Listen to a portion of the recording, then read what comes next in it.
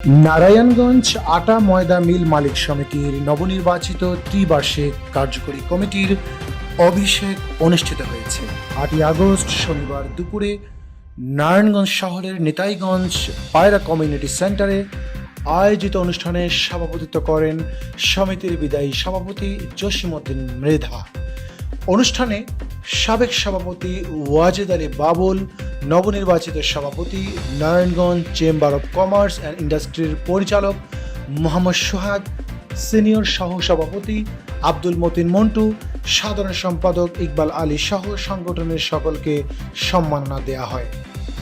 এ সময় বক্তব্য রাখেন সহ সাধারণ সম্পাদক জিয়াউদ্দিন আহমেদ খান, হুসাইন বুখারী সহ সংগঠনের অন্যান্য নেতৃবৃন্দ।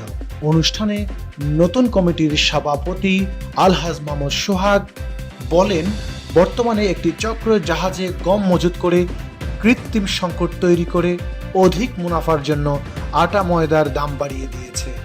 প্রধানমন্ত্রী ও স্থানীয় প্রশাসনের কাছে ব্যবসায়ীদের দাবি, চক্রটিকে দ্রুত যেন আইনের আওতায় আনা হয়। মিকাইল ইসলাম রাজ, আলোর তরী।